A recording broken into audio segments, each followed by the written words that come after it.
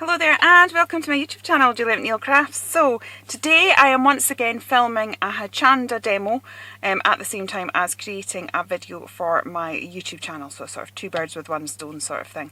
So I am going to be making this card for this particular make. So again, if some of the transitions seem a bit strange or I'm referring to the website, that's why, because it's like I am doing a Hochanda demo at the same time. But anyway, I hope you enjoy watching me create this card. Okay, so for this particular card I'm going to be using the accessories kit, the embellishment kit that has the MDF in it, and we're going to decorate up these MDF, and I am also going to use some of the scene building stamps to add some details. So first of all I'm going to get started with the MDF. So this MDF has been produced by Samantha Kay, so everybody knows the quality of her stuff. She is absolutely amazing with her machine and she absolutely knows what she is doing. So you don't actually need to gesso your MDF.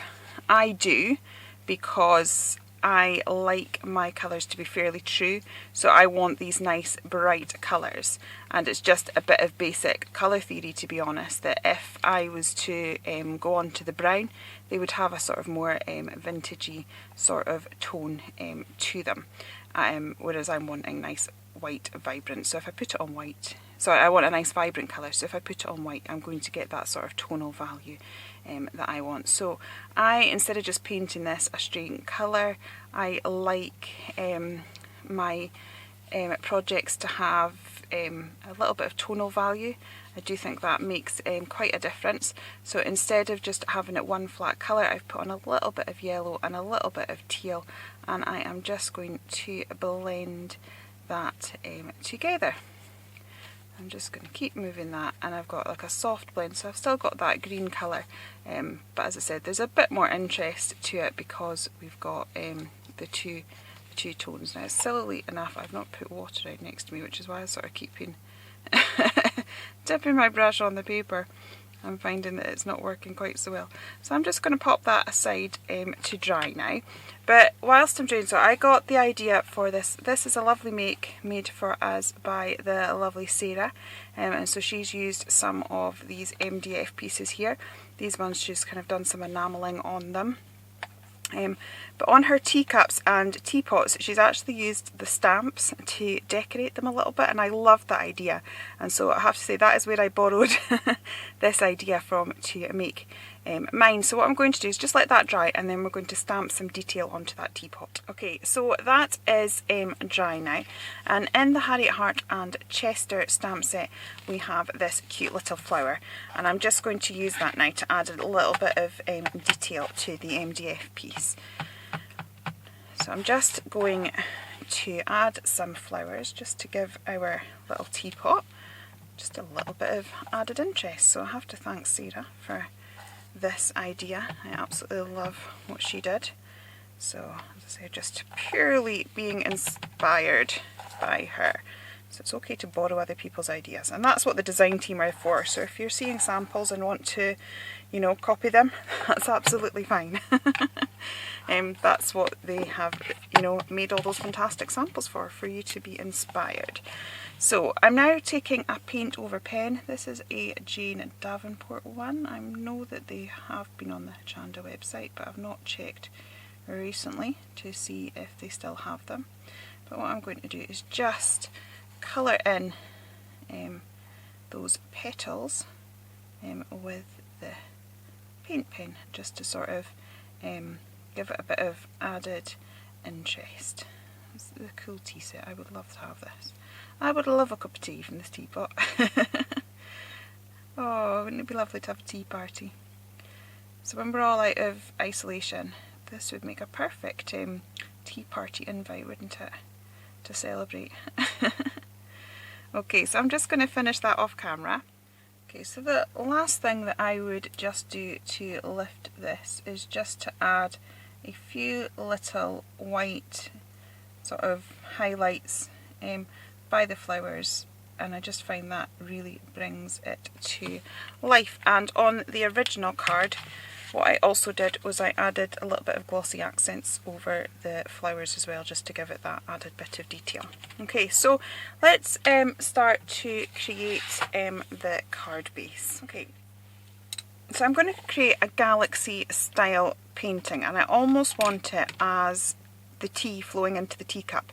So I'm just going to sketch a rough line in. Now if you're going to be doing watercolour painting, my biggest tip for like just quickly sketching something out is to use some form of water soluble product. Quite often if you were to use like a HB or graphite sort of pencil, you can still see the lines after you've done your watercolour painting, and I don't know, rubbing out whilst there's watercolour on it just never seems to go that well. But a watercolour pencil or pen or anything like that, as the water touches that, it will just blend in. So it is a really good tip. So I'm going to start off just by adding a bit of water. And a galaxy painting is one of the easiest things to do, and it looks so impressive. So I'm going to start off just by putting some water in, because I'm just wanting to let the paint do its own thing. So you tend to start off with, I like to start off with a nice bright colour. If you check out pictures of, like, you know, galaxies or nebulas, you can get a really good idea of colours. So we'll start off with like my brightest colour, that's the one that's sort of going to be the pop feature, as it were. And then around that I'm just going to add some of the paler blue, and we're just going to gradually work round the edges of this, making the colours darker and darker, so that we've got the darkest colours on the outside. So that's the pale blue going in like so.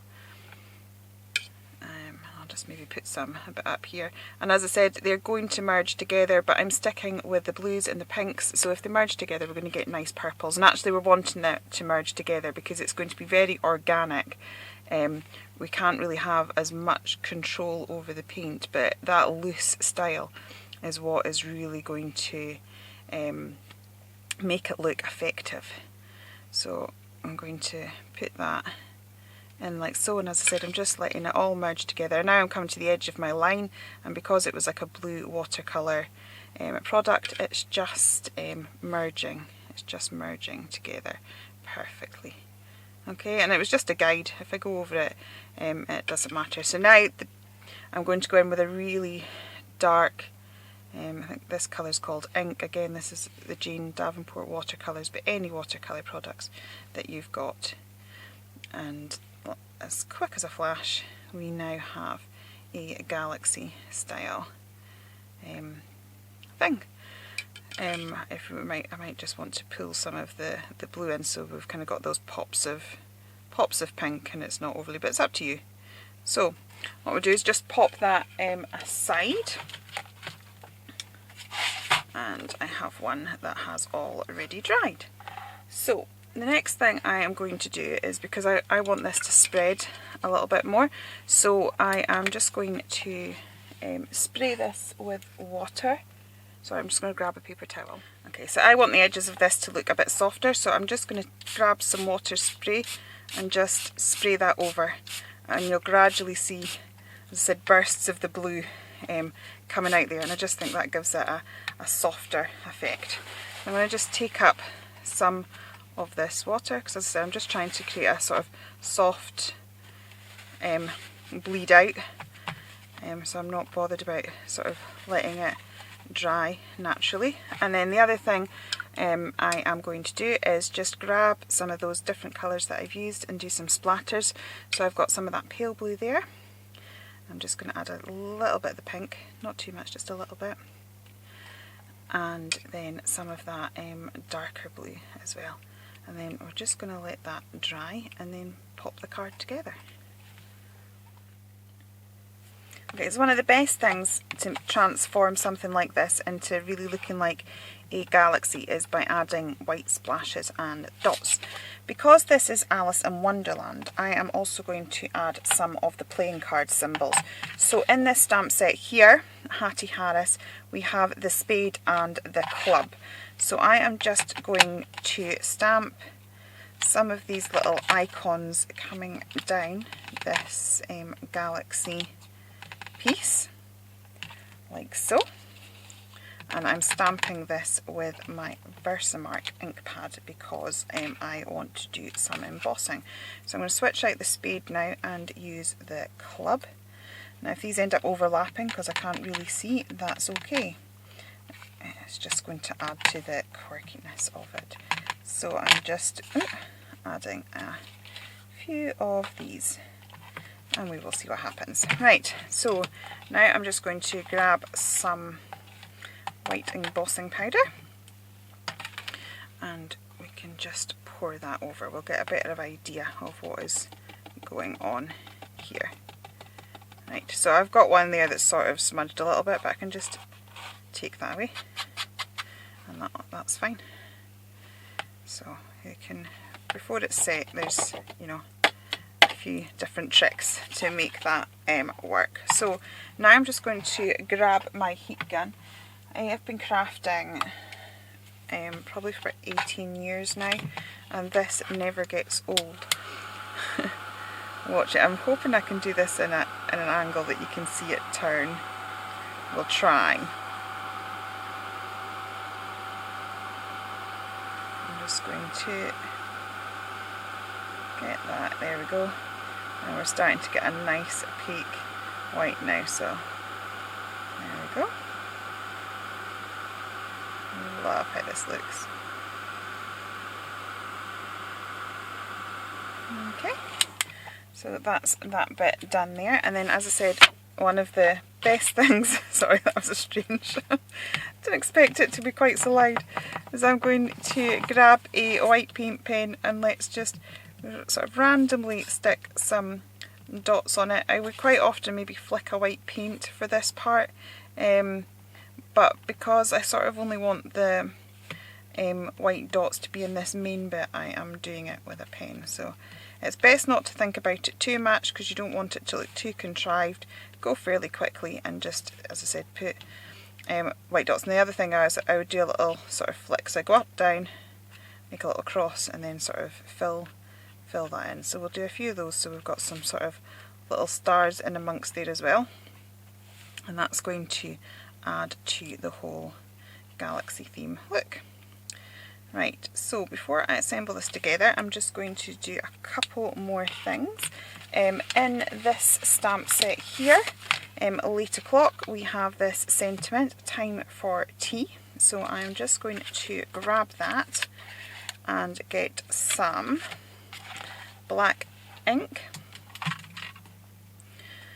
And I'm just going to stamp a sentiment just at the bottom left corner, just here. I'll pop that down like so. Okay, then a thing I am sort of well known for is I like to put a black edge around everything. I do think it frames things. It's similar to like when you put a photograph in a frame. It always looks so much better. It gives the eye somewhere to look, so it's not looking all over the place, it's looking within the remit that you've given it, and so quite often it helps things to make sense. So I'm just going to add that border to it, and then the other thing I quite like to do is just to add doodly border. In this case I am just going to sketch one in, so I'm just going to do a really squiggly line. Don't particularly want it straight, and then I just add some little pieces like that. If you are not confident with doing this, I mean, I would urge you to give it a try. It's, you know, not as difficult as it may seem, but if you're not confident, in all my stamp sets I've also put a little sort of doodly, the scene building ones have a little doodly border as well. So if you don't want to do it like this, you can stamp it in. Okay, so all we need to do now is stick that to the card base and put the embellishments on. Okay, so the final thing is we just need to glue our embellishments on. So I am using the Phil Martin glue.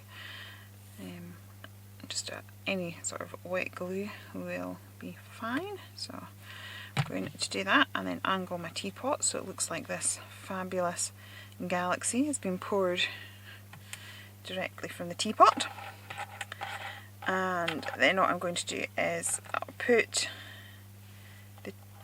these two down first, and then I will rest the one that's honestly that's going to make professional TV. Sorry people at Hochanda, I haven't edited that out. Well, if it was live I'd have been doing the same thing. Okay, so I'm just going to stick these down, and what I'm trying to say is that I need, for the middle one, it needs something to rest on. So I'm just needing to work out what angle I want that to be. Yeah, okay, that's the joys of wet glue. We can just sort of twizzle it around a little bit till we're happy. Yeah, and then I'm just going to put a tiny bit of glue on both sides. Okay. And that is the card finished, so I'll just put them side by side for you.